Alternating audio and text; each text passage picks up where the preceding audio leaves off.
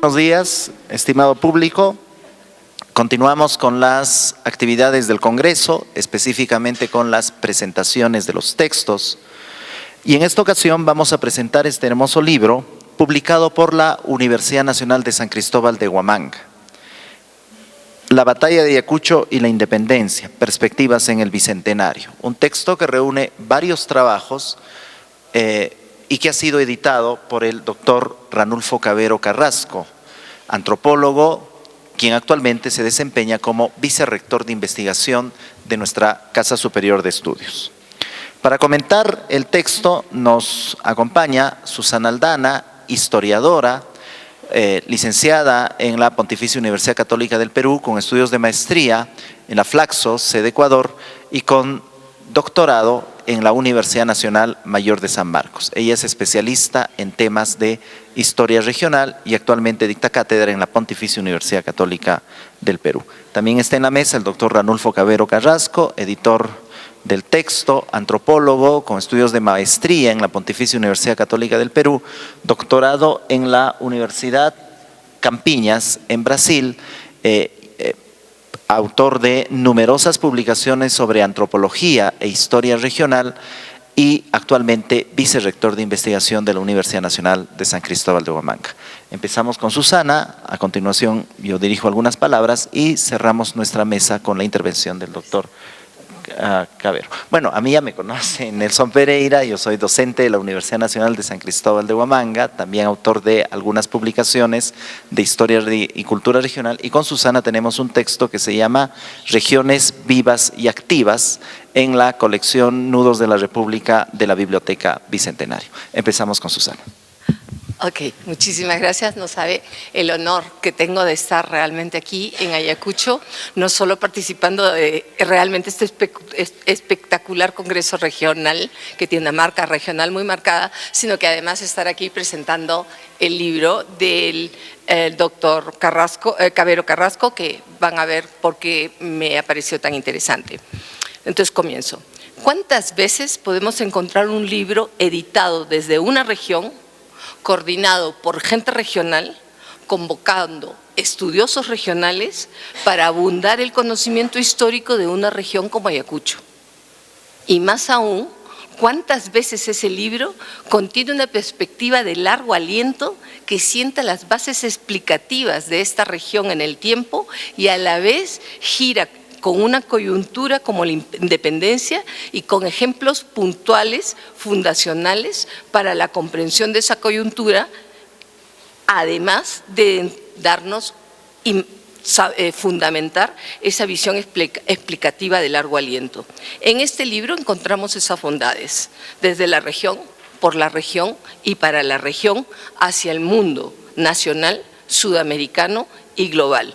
Una interesante muestra de un análisis local, es decir, de la localidad con su propia visión directamente conectado hacia un proceso mucho más grande que sobrepasa las tradicionales estructuras nacionales, ¿de acuerdo? Como el título nos señala, estamos ante un ejercicio de establecimiento de una perspectiva regional de análisis que se concreta en 4 partes. La primera remite al territorio, entendido como sustento de un espacio regional que sufre y construye la creciente imposición liberal, una ideología que tomará creciente cuerpo conforme se desenvuelva la naciente república y que se constituye en la base del Estado-Nación hasta hoy. Una segunda parte remite a los actores huamanguinos que se apropian de este territorio en un momento crítico como la independencia, y por lo mismo percibimos con ellos y los autores que los presentan el conjunto de sentires y emociones que salieron a flote entre esta gente en este momento particular. La batalla convoca el imaginario de una tercera parte, lo dramático y violento de la separación, las rutas que se toman, los actores olvidados generales como Bolívar y Sucre, pero también los sectores populares. O sea, hay unos sectores que son olvidados, Bolívar y Sucre no, como lo hemos visto, tenemos un restaurante que se llama Sucre con K, ¿no? En fin, una batalla que trasciende el imaginario regional. Este coloquio lo está demostrando.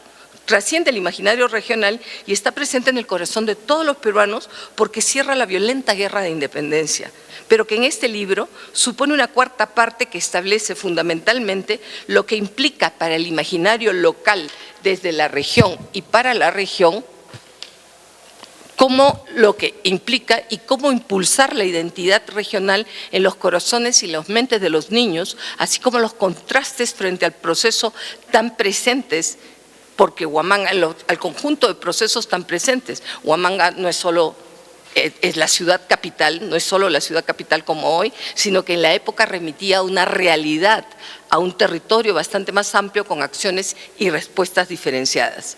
Finalmente, una quinta parte se centra en establecer ideas y pensamientos que permitan comprender esta coyuntura, ese imaginario como elemento fundamental de la reflexión nacional contemporánea, el momento de tránsitos entre sistemas que marca la batalla de Ayacucho entre el sistema monárquico virreinal y el sistema republicano que vivimos, es la coyuntura que nos permite pensar desde lo más amplio, desde lo que es la región, intendencia, provincia de Huamanga, inserta en el proceso independentista, pasando por gente que con emociones y sentires actúan y participan en Huamanga y en la batalla, para finalmente desde este conjunto de eventos reflexionar todo lo que eso significa para nosotros hoy en Perú.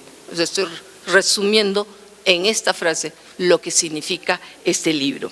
Entonces, en este marco, resulta interesante percibir algunos detalles que nos abren al panorama y algunos bastantes que los oscurecen.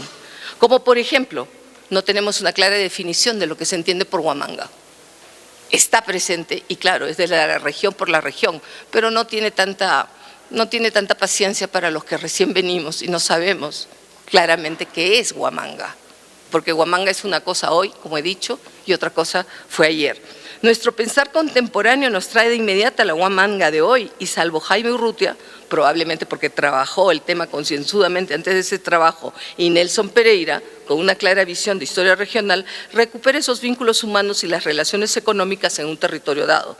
No queda muy claro si es una región articulada desde un centro capital, Huamanga, que remitiría una historia nacional en pequeñito, un espacio geográfico en el que se realiza una batalla, Ayacucho, y las posibles relaciones que se generan en su entorno, que también remite a una visión de historia nacional en pequeñito, o un territorio dentro de un espacio nacional que tiene peculiaridades y particularidades que las encontramos, las podemos ir leyendo en el texto, pero que no están necesariamente bien perfiladas o distintamente perfiladas ni identificadas, aunque como digo, están subyacentes a todos los artículos. Es decir, no se apiada de los que no somos regionales, no somos ayacuchanos, ¿de acuerdo?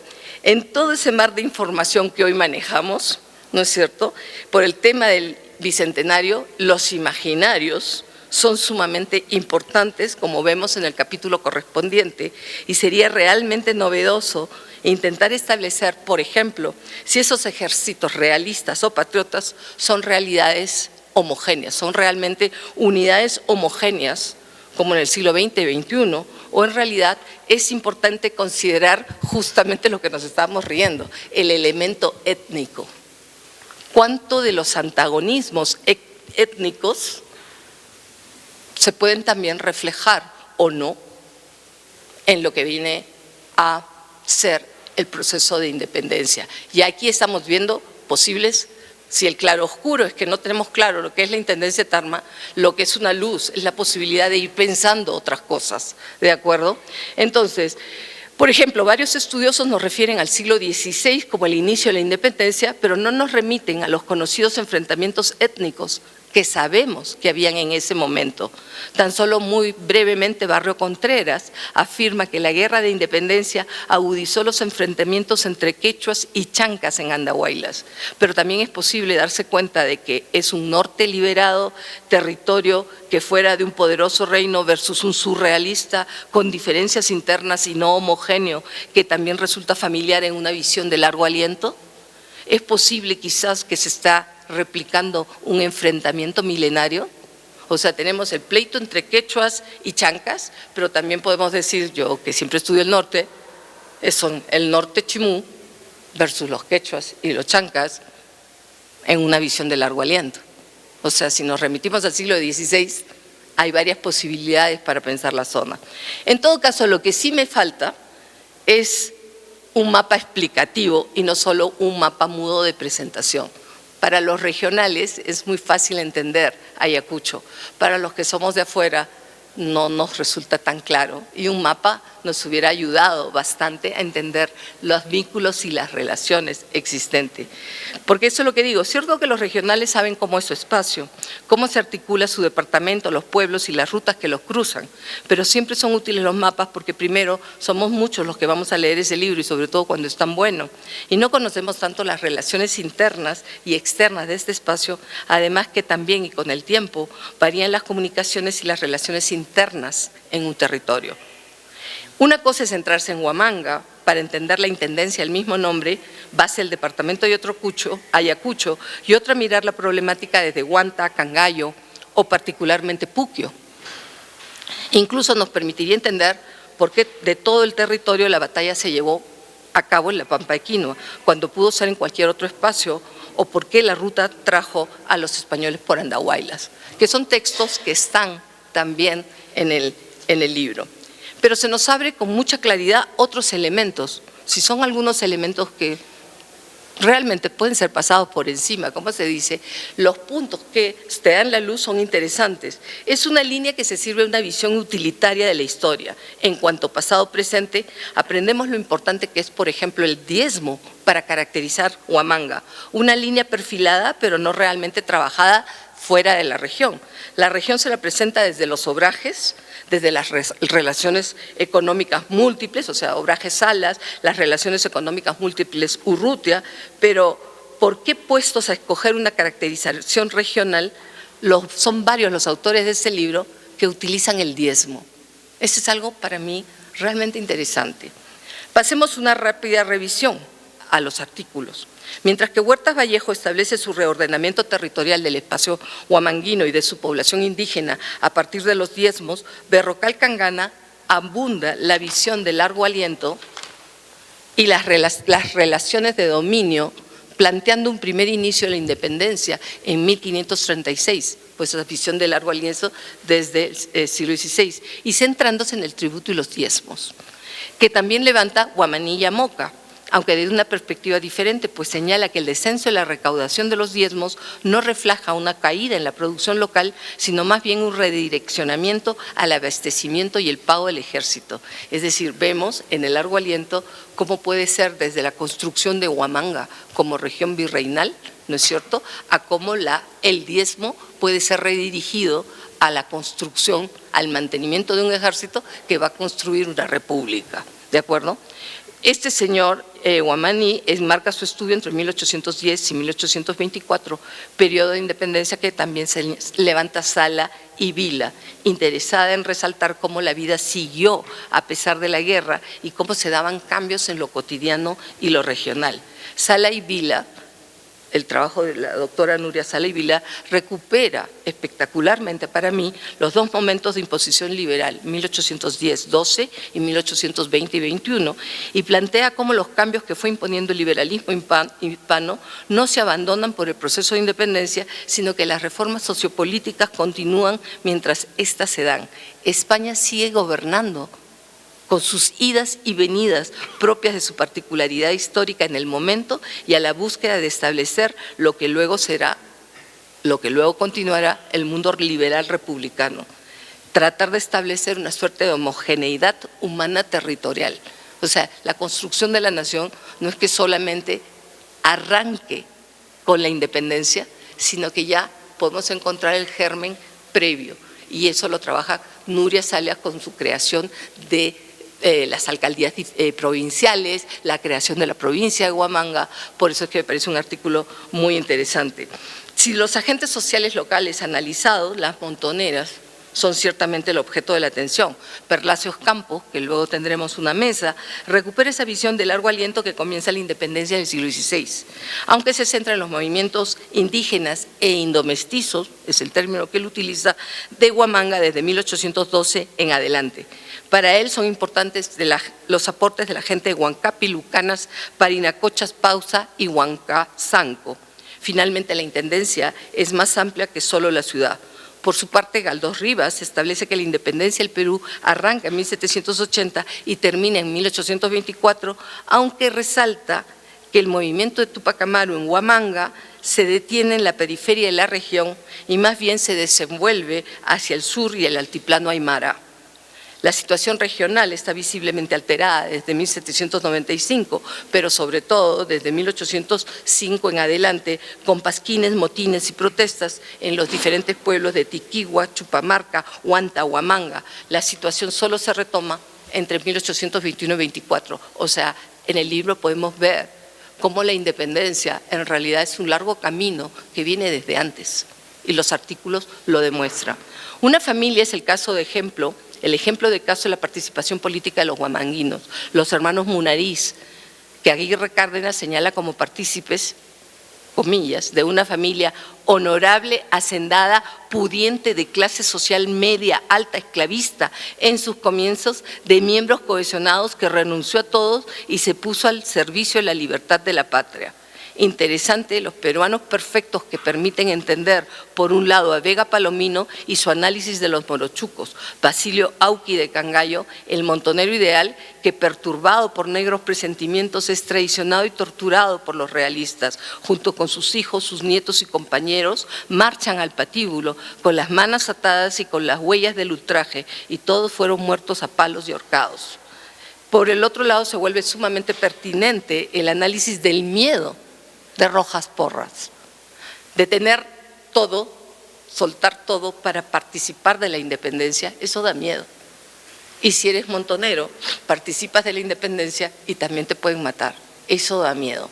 Y eso de pronto aparece en un artículo de Rojas Porras: el temor ante la guerra, el miedo a la represalia, pasquines, cartas, rumores, ajusticiamientos, que no solo causan zozobra ante un futuro incierto, sino realmente un pánico frente a la situación. Los espacios abiertos como el Valle del Mantaro o las Pampas de Cangallo permiten la racia directa. Los cerros y las quebradas están medianamente lejos. Por tanto, el miedo es lo único que puede utilizarse para mantener a raya a la población y al entretejido de relaciones que cruzan los pueblos.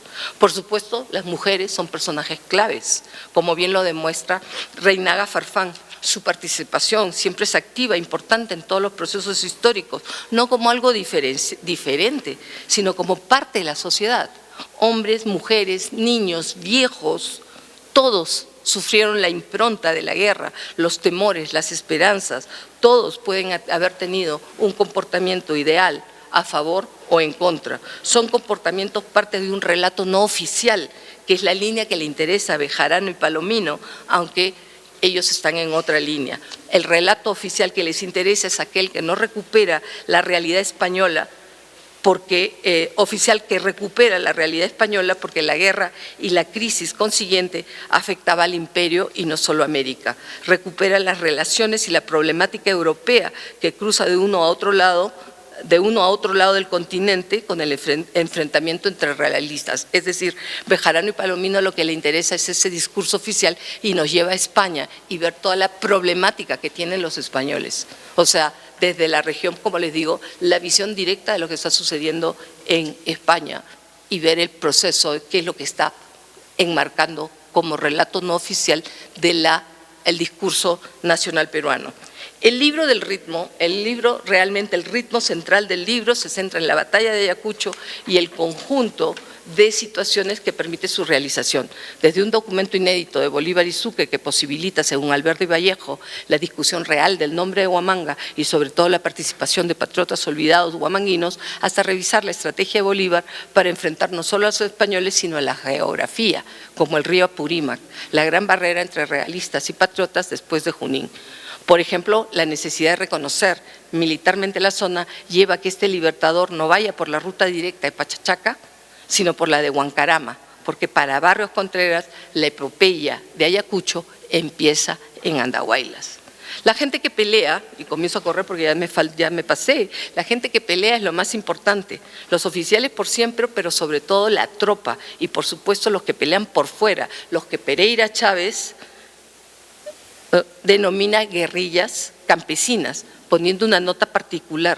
En Huamanga encontramos un enfrentamiento entre la guerrilla realista de Huanta y los de Huamanga, Cangallo, Lucanas y Parinacochas, que respaldan a los patriotas. Las explicaciones de esta división son varias, pero rescata la generalización del liberalismo oceanista en los sectores rurales, la ruralización de la política. En su acucioso análisis se establece interesantemente las diferencias entre la guerra de recursos y la vanguardia guerrillera, o cómo era tan difícil distinguir entre quién era patriota y quién era realista. Una vez de farsa, otra de comedia. Recuerdo los años 80. ¿De acuerdo?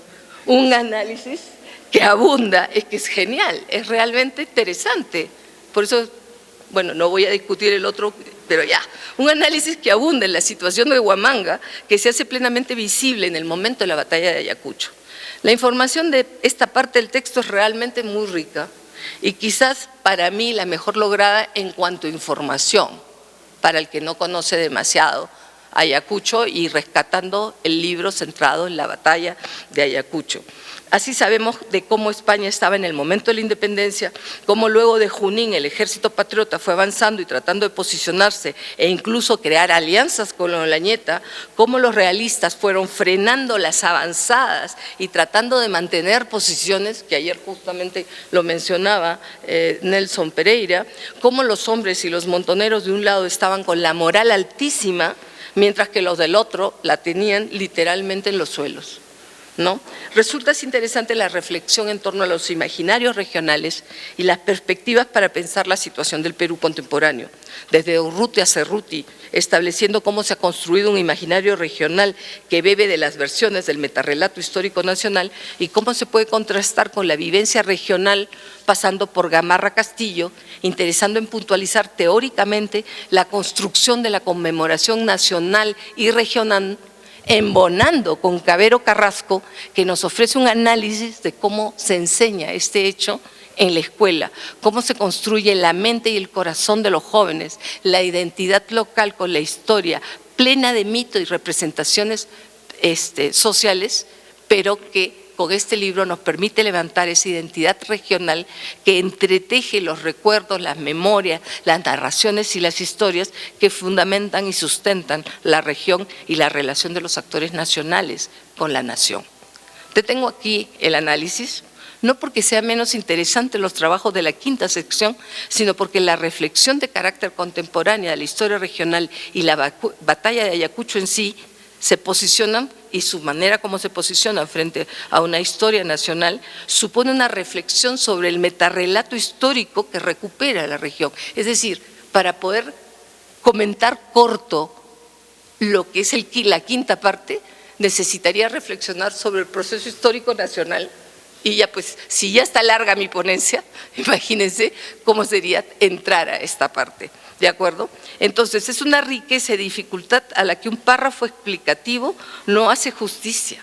Se necesitaría mucho más porque es un concienzudo análisis lo que supera este breve resumen, pues se pasa de una filosofía política sobre la participación y segregación, protesta y presencia, inclusión y exclusión de los diferentes sectores sociales con García Miranda, mientras que Vergara Figueroa establece el tipo de procesos que nos lleva de crisis a crisis con la celebración del bicentenario, nos establecen el necesario cumplimiento de los derechos humanos como Rebollar Añaños o en el establecimiento de la justicia para aquellos invisibilizados como Uchurajay y su demanda, entre comillas, y aspiración histórica de reconocimiento e inclusión de las comunidades campesinas saltandinas. Es un párrafo, y miren la riqueza que podríamos discutir, pero tendríamos que remitirnos a la historia nacional para poder realmente hacer justicia. Entonces, una riqueza que está en este libro que nos lleva de la historia a la reflexión sociopolítica contemporánea, es un logro para mí, desde la región para la región y por la región, y a la vez estar en el marco nacional que nos permite reflexionar con calma y paciencia y no en una simple presentación lo que significa Ayacucho. Del marco histórico territorial, la intendencia de Huamanga, la participación de la gente que la siente, la vive y la construye y que decididamente participa en la batalla de Ayacucho.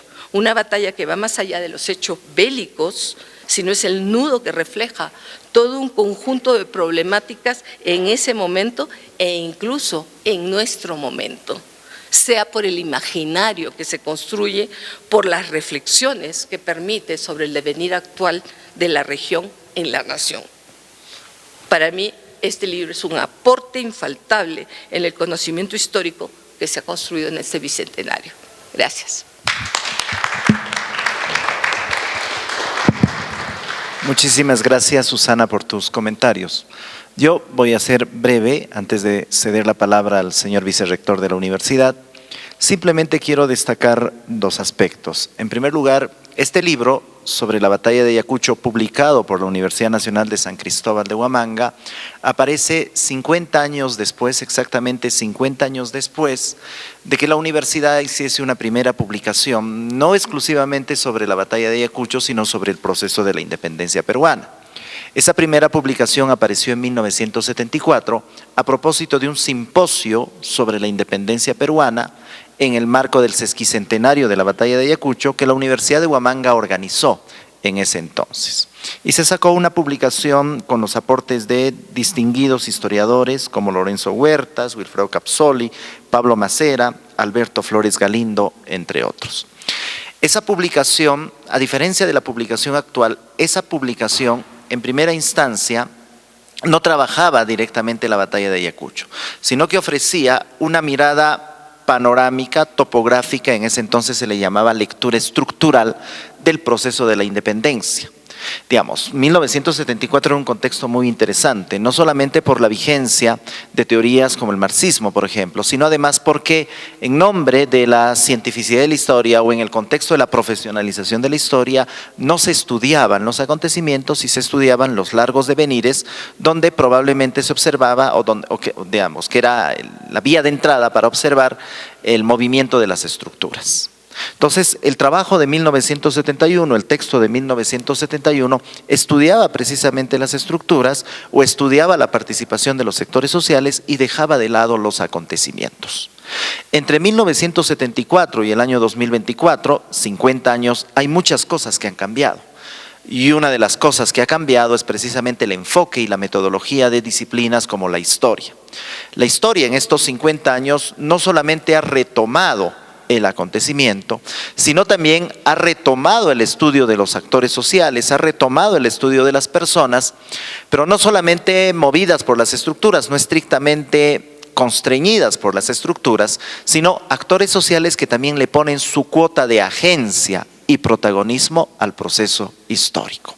Entonces, en esta coyuntura de recuperación del acontecimiento, ojo, como puerta de entrada para ver diversos aspectos, no es el acontecimiento por el acontecimiento, ni se trata de construir un nuevo discurso elogioso y glorioso del acontecimiento, como ocurría, por ejemplo, hace 100 años atrás, sino es el acontecimiento como puerta de entrada para ver otros procesos o actores sociales. Entonces, en este contexto de recuperación del acontecimiento y de estudio de los actores sociales, pero centrados en su protagonismo y actoría, aparece este texto de la Universidad Nacional de San Cristóbal de Huamanga. Por eso es que, como ha descrito Susana, hay todo un capítulo dedicado a la batalla de Ayacucho en sus diversos actores, en sus diversos aspectos, en sus diversas entradas, en sus diversos perfiles. Actores sociales, no solamente militares, soldados, sino también campesinos, recursos que demandan ambos ejércitos para el proceso de la guerra, para culminar la campaña, para llegar a la batalla, participación de la sociedad civil, de los grupos sociales, de las poblaciones en el proceso de la campaña, instituciones que se pusieron en vigencia, por ejemplo, con el interregno liberal, el Cabildo Constitucional, la Diputación Provincial, etc. Ahora, este capítulo forma parte de un marco mayor que describe la historia regional, el artículo de Lorenzo Huertas, por ejemplo, que describe la historia regional desde los orígenes en la época colonial hasta el momento de la independencia, que describe también las circunstancias actuales por las que atraviesa la región y por las que atraviesa el país. Digamos, toda reflexión histórica, ayer lo hemos señalado, toda reflexión histórica empieza en el presente y está atada a las necesidades del presente y está atada a los problemas del presente. Por eso podemos señalar que esta publicación, así como la de 1971, es hija de su tiempo. ¿Cómo serán las publicaciones sobre la batalla de Ayacucho de aquí a 50 años? ¿Cómo serán las publicaciones sobre la batalla de Ayacucho de aquí a 100 años? Son nuestros descendientes los que se encargarán de evaluar ello. Eso por un lado.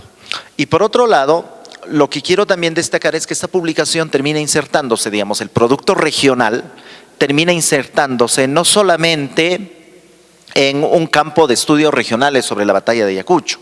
En Ayacucho tenemos múltiples estudios sobre la batalla de Ayacucho, desde los clásicos, es decir, desde los textos producidos hace 100 años atrás por estos intelectuales locales, abogados, políticos, profesores, que eran muy aficionados de la historia. Estamos hablando de la década de 1920, donde todavía no existía la profesionalización de la historia y de las ciencias sociales, tipos como Pío Max Medina, Manuel Jesús Pozo, por ejemplo, que escribieron tratados sobre la batalla de Ayacucho a propósito de las celebraciones del centenario, hace 100 años atrás.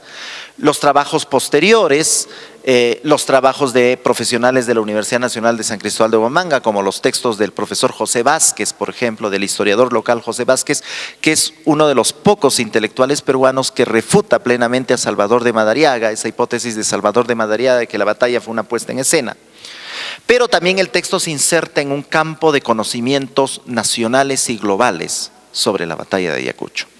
Y ahí el campo es muchísimo más amplio, no solamente por la gran cantidad de textos, por la gran cantidad de artículos, sino también por la extensión del periodo. Ese campo prácticamente empieza después de la batalla con los primeros tratados sobre el acontecimiento. Hay un texto de Valentín Ledesma, por ejemplo, sobre el acontecimiento. La inserción del acontecimiento en las narrativas sintéticas de la historia española o de la historia peruana, Mariano Torrente, por el lado español, Mariano Felipe Paz Soldán por el lado peruano, además de los otros autores en los diversos países latinoamericanos, y luego la historia militar, Felipe de la Barra, Carlos de Lepiane, pasando por los historiadores del siglo XX.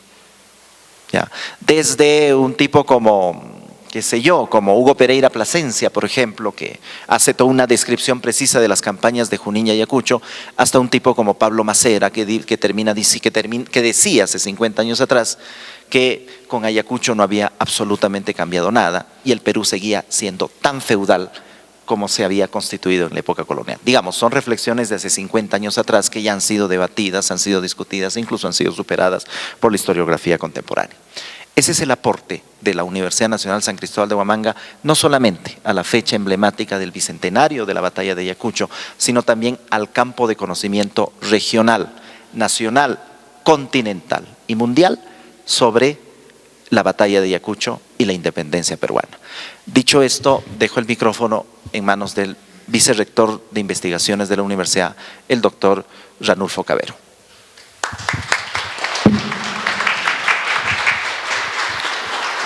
Muy buenos días a todos ustedes. Muchas gracias, Susana, por tu valioso comentario. Lo he tomado nota, algunas observaciones que has hecho que son muy pertinentes y para eso estamos. Quiero tocar 3 puntos muy brevemente. Primero, el tema del bicentenario y la Universidad de Huamanga. La Universidad de Huamanga está en el corazón del conflicto que fue la batalla final, que fue en la Pampa de Ayacucho el 9 de diciembre de 1824. Entonces la Universidad de Huamanga y su gente pensó, ¿y qué hacemos en este aniversario, en este bicentenario? Y hemos señalado la necesidad de que debemos aportar con algo que sabe hacer la Universidad de Huamanga. No podemos hacer nosotros las carreteras, construir escuelas, absolutamente no, no es nuestra función.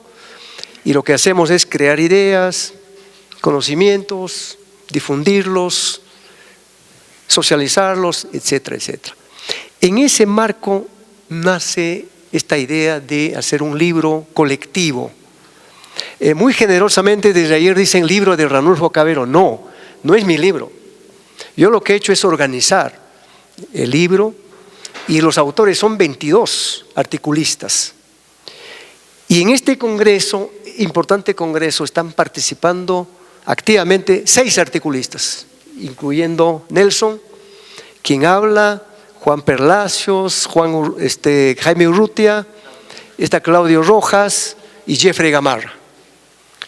Entonces son 22 intelectuales, y ahí es la importancia de la Universidad de Huamanga.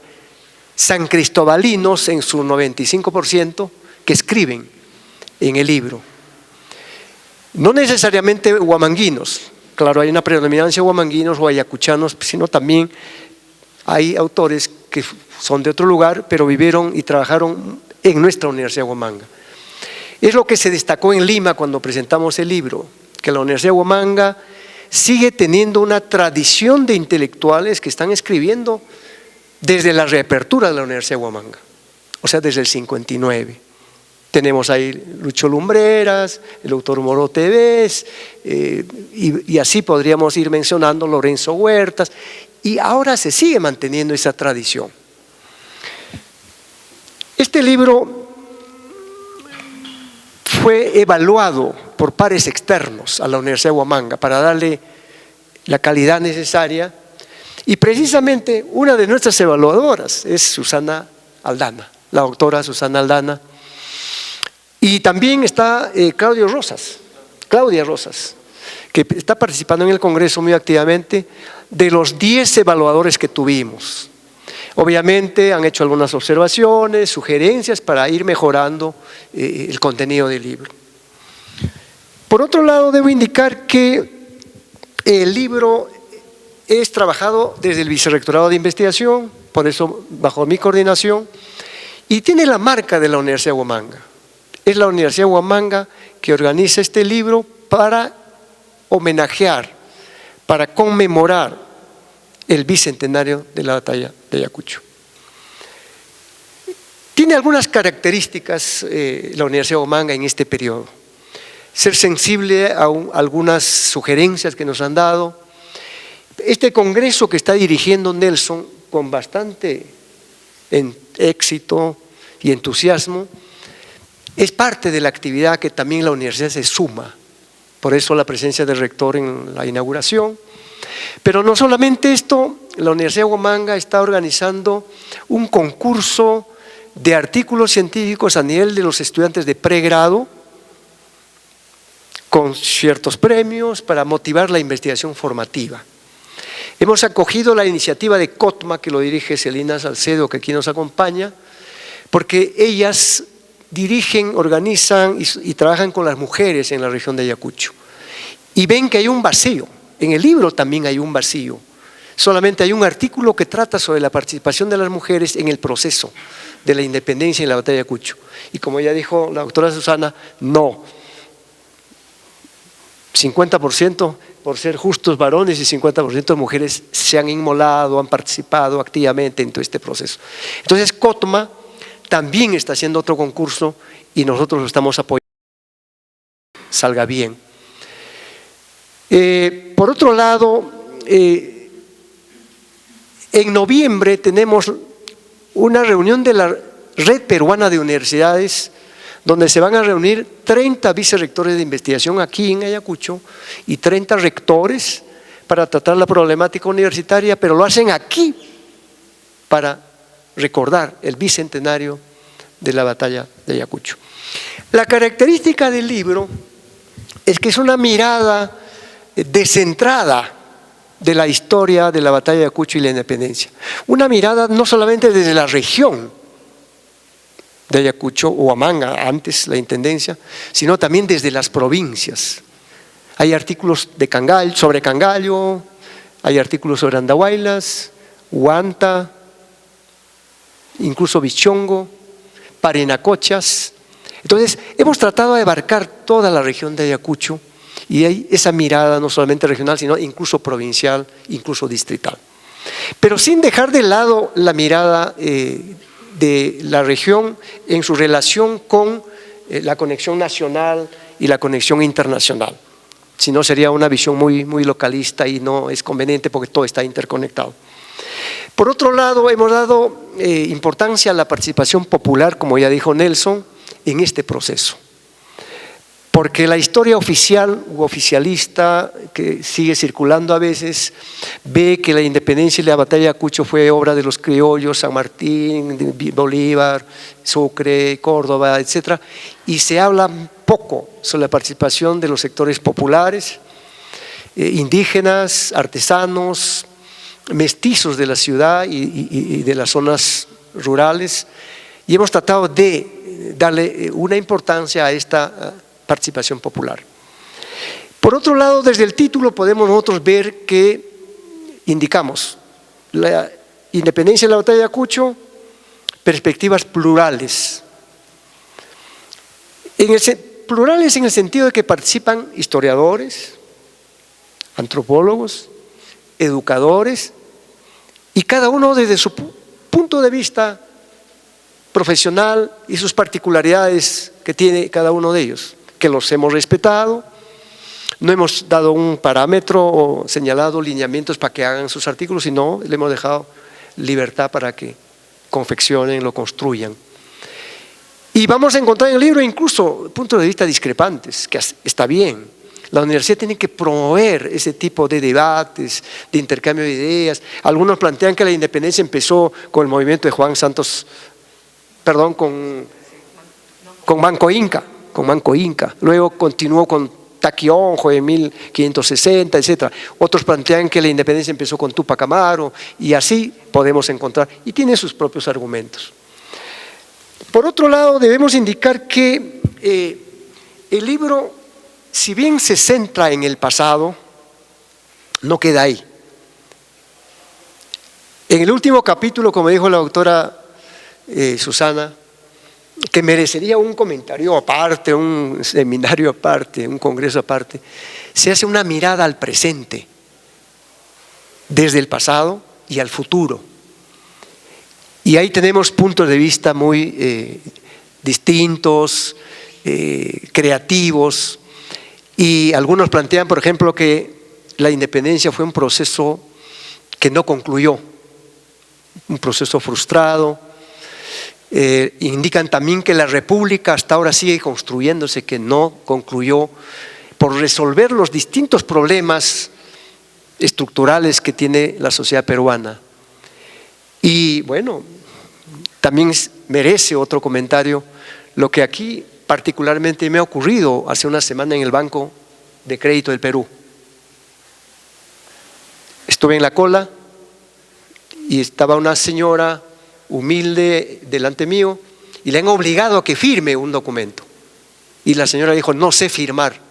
Y no le atendieron simplemente, por no saber firmar, por no hablar bien el castellano, lógicamente se expresa, y yo salí bastante deprimido. ¿Cómo en pleno siglo XXI, después de 200 años de la independencia, puede ser excluida una persona? 1, por ser mujer, 2, por no saber firmar, 3, por no hablar bien el castellano, y etcétera.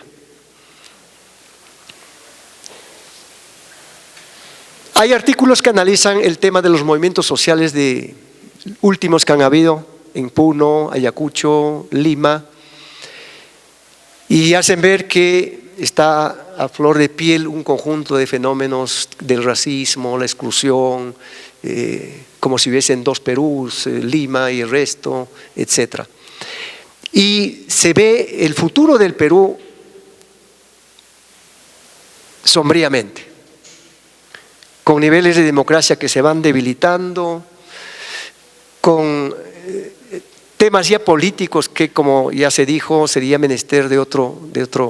Pero tenemos en el libro articulistas que tienen una visión muy pesimista del futuro, y ojalá que esto se revierta y no concluya con ese pesimismo.